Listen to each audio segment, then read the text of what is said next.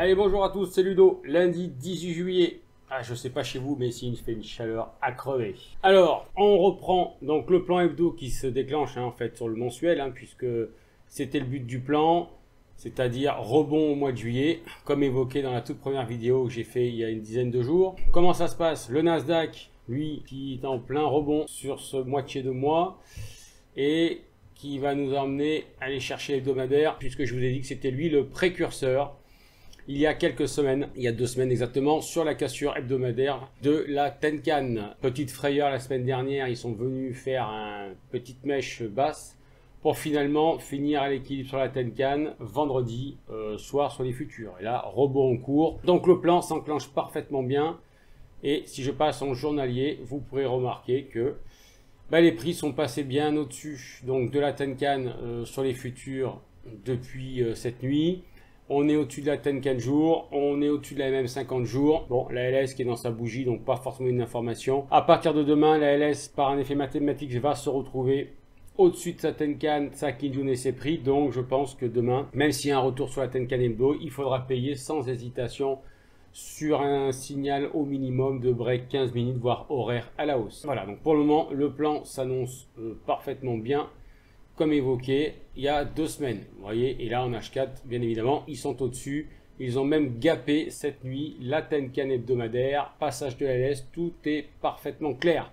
Donc vous savez, quand un signal et une tendance est lancée, il suffit de suivre la Tenkan sur l'unité de la plus courte que vous suivez. Donc là a posteriori ce sera la fameuse Tenkan H4. Ensuite on va passer rapidement sur le SP. Alors le SP, même chose. Voilà, vous savez qu'il travaille sa Kijun mensuelle, donc lui pareil, forcément si tous les indices vont être en rebond sur le mois de juillet, ça c'est ce qui était évoqué. Voilà, donc lui, on n'a pas eu le break hebdomadaire la semaine dernière. Petite mèche, alors mèche quand même qui a cassé les plus bas des 2 dernières semaines, donc ça laissait hésiter. Ils ont quand même cassé en clôture la Kijun mensuelle. Mais on est quand même sur un marteau suite à une tendance quand même baissière. Donc il se peut que le rebond vraiment se mette en place. Donc je confirme qu'il va falloir acheter les replis sur signaux. Donc là, premièrement, bien évidemment, casser à la fin de cette semaine cette Tenkan hebdomadaire, bien évidemment. Si je passe sur le journalier, on verra de la même manière. Nous sommes au-dessus de la Tenkan Kijun jour. Là, ils vont certainement essayer ce soir en clôture de casser la fameuse Kijun mensuelle. On s'approche de cette fameuse Tenkan hebdomadaire et de la MM50. Donc, même si ça venait à clôturer dessous ce soir, je pense qu'on pourrait avoir un retour proche de la Kijun mensuelle pour repayer et repartir. Pour moi, de tous les indices, c'est peut-être le plus faible pour le moment. Donc voilà, alors je ne vais pas passer sur le H4 parce que c'est pas celui qui m'intéresse le plus. On va passer maintenant sur le Dow Jones. Le Dow Jones, vous savez que c'est celui qui m'a permis de prendre et lancer l'achat, avec le DAX également. Donc le Dow Jones, vous voyez, lui, au-dessus de sa Kijun mensuelle, rebond sur le mois en cours et en hebdomadaire, bien évidemment. Voilà, on n'a pas eu le break la semaine dernière de la bougie hebdo.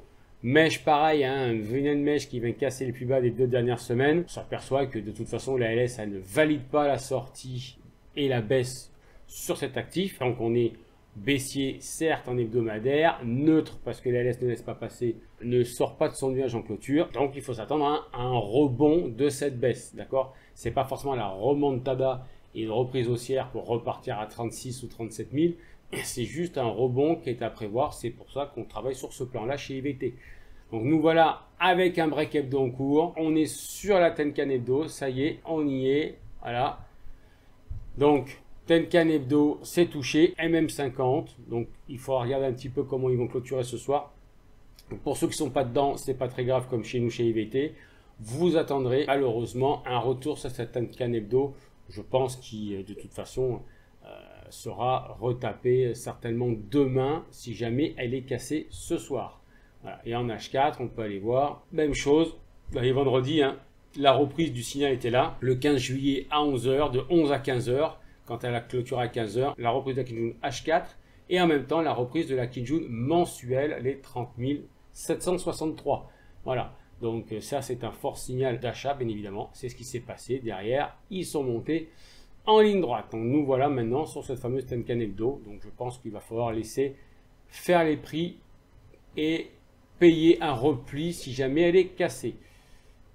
Maintenant, on va aller sur le DAX et j'en finirai pour ma part là-dessus. Comme prévu, vous le savez, je cherche absolument à aller chercher les fameux 13 116, 130.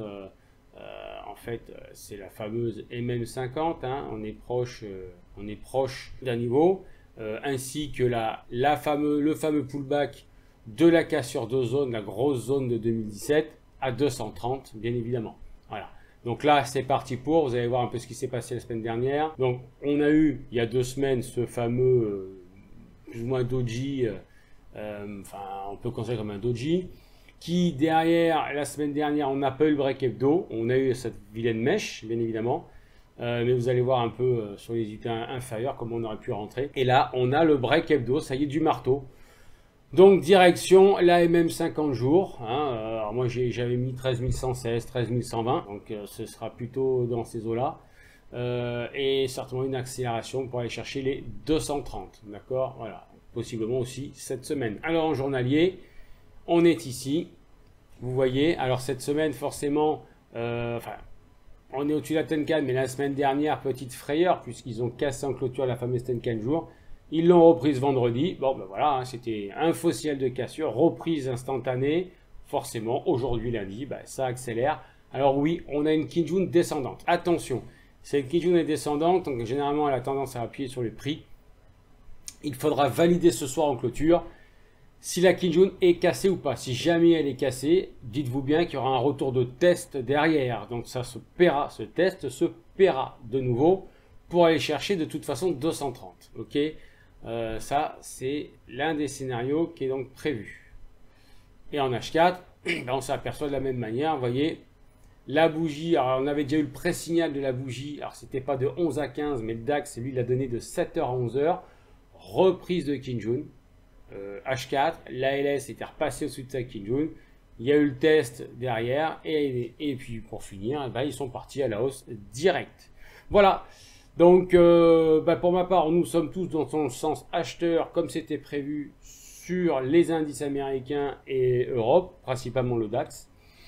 On verra en milieu de semaine, voire fin de semaine, une fois que le plan aura atteint ses objectifs, comme prévu sur le dos et surtout sur le DAX. Allez, je vous souhaite une bonne fin de journée, surtout aérez-vous, buvez un coup, il fait très chaud. Bye bye!